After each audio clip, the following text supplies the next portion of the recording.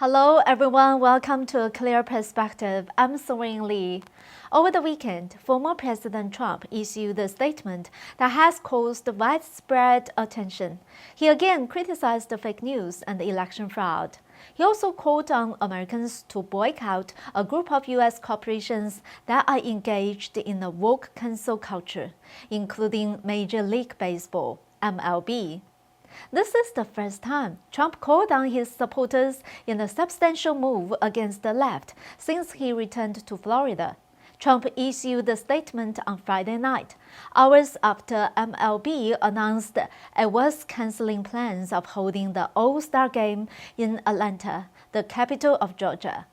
The statement said, "Baseball is already losing tremendous numbers of fans, and now they leave Atlanta with their All-Star Game because they are afraid of the radical left Democrats who do not want voter ID, which is desperately needed to have anything to do without elections."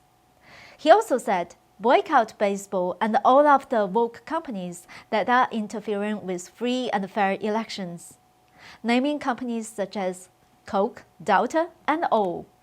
This is related to the Georgia Election Reform Bill, which was signed into law by Governor Brian Kemp on March 25th. Since then, Democrats, civil rights activists, and a group of corporations are openly opposing this bill enacted by Republicans in Georgia. On April the 2nd, Major League Baseball, MLB, announced that it will move its All-Star Game out of Atlanta in protest of the election reform.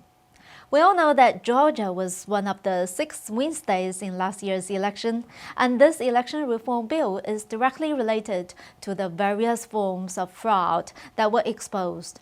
Therefore, the root cause behind Trump's call against cancel culture is still election fraud.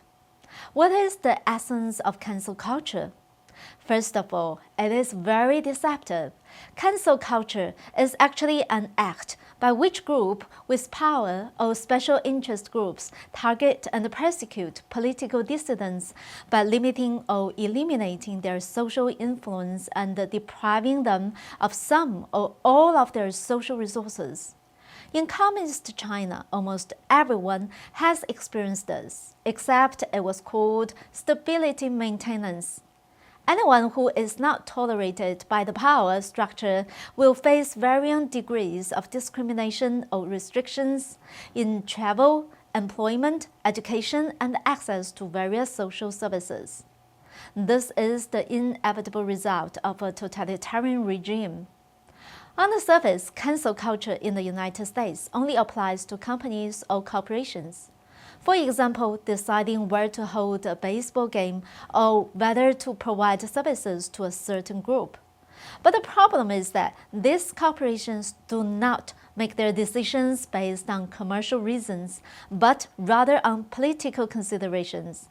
In other words, they use commercial means to take away a person's basic rights based on their political stance. Although there is no totalitarian government behind this, there is a unified and invisible totalitarian ideology at work. In the West, free speech used to mean that anyone can voice their own opinions. People believed, "I don't agree with what you say, but I will defend to the death your right to say it." Now, however, after someone voices an opposing opinion, they try to shut them down. "I don't agree with what you say, therefore I will do whatever it takes to censor your words." Politics was the driving factor of this change. Now political correctness comes before morality, which is very much like a totalitarian state. The United States is changing from a business is business society to business is politics. MLB talk about promoting democracy in Georgia and the right to vote for all Americans. Yet, they furthered themselves with Tencent, a CCP-controlled company. They finalized a deal where Tencent is allowed to not only continue to broadcast MLB games until 2023, but also broadcast MLB games in Thailand, Malaysia, and Indonesia through the Tencent-owned streaming service WeTV. Despite Tencent blocking NBA broadcasts in the past due to Moray's support for Hong Kong, MLB took the initiative for access to the Chinese market. Their excuse would probably be, business is business, we don't meddle with politics. What's even more ironic is that the league requires photo ID to pick up tickets at the Wilco booths. But at the same time, they boycott the state of Georgia because of their new voter ID law. South Carolina Republican Representative Nancy Mace tweeted it and tagged the official account of MLB. However, they have ignored it. This double standard is caused by moral values giving way to political interests. It was never about business, but politics all along. Secondly, the term cancel culture is a misnomer, in that it categorizes itself as a culture. It disguises itself as a culture in order to cover up the fact that it's a breakdown of culture, an anti-culture. It is quite similar to what the communists did in China after seizing power, such as the Cultural Revolution. In fact, the only difference is that in the United States, large enterprises have yet to obtain a complete monopoly. If big corporations in America do become monopolies and join together, they could potentially cut Americans off from basic necessities like food, clothing, housing, transportation, education, work, and medical care. Just like life under communist rule, it would basically be imprisonment. We can already see this trend happening with speech censorship by big tech. It is why Trump said resisting cancel culture is about avoiding America's descent into socialism. Actual quote from Trump is, "Never submit, never give up. The radical left will destroy our country if we let them. We will not become a socialist nation." And so Trump calls for boycotting many large corporations. Basically, he is implying that Americans will not abide by cancel culture and the double standards of the left. If you choose to cancel us, we will cancel you. Both play that game. On the surface, resisting cancel culture and boycotting large corporations is similar to the recent boycott of Nike in China due to Nike's statement against Xinjiang cotton and the genocide of Uyghurs. But of course, there is a difference.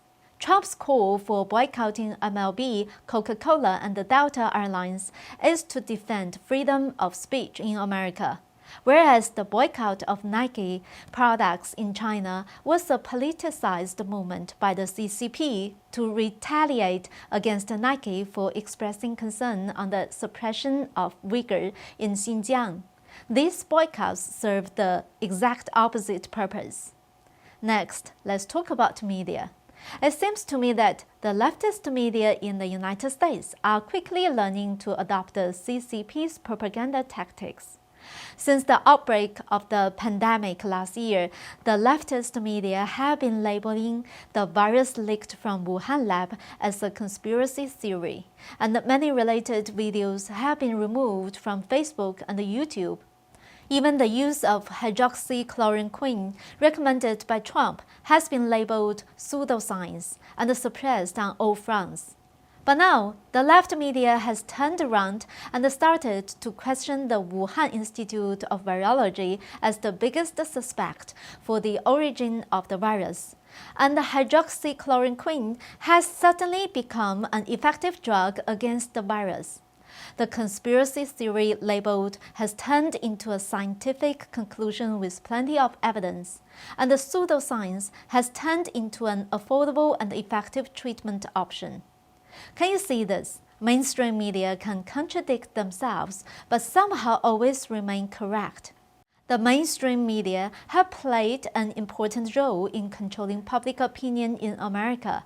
People are always their target, and many of them end up following the media's opinion. This is the same as brainwashing. In my opinion, the origin of the virus and the effectiveness of hydroxychloroquine both have a fairly reliable factual basis. But this truth has been manipulated by the left for political reasons. The media decides how to report the news in order to achieve their political agenda, but Americans' health and safety are put at risk. From this perspective, the media's recent change on the origin of the virus is probably just another political calculation. They did not really change for the better, but merely playing a different game. Therefore, we still need to be wary of the media. Even if they tell objective facts, we need to maintain our independent judgment and a clear perspective, and not be easily led by the left. Lastly, we would like to remind our viewers again that our platform may be restricted on social media. Our videos are available on YouMaker and Rumble. Please subscribe and we hope to see you there. Thank you for your support and we'll see you next time.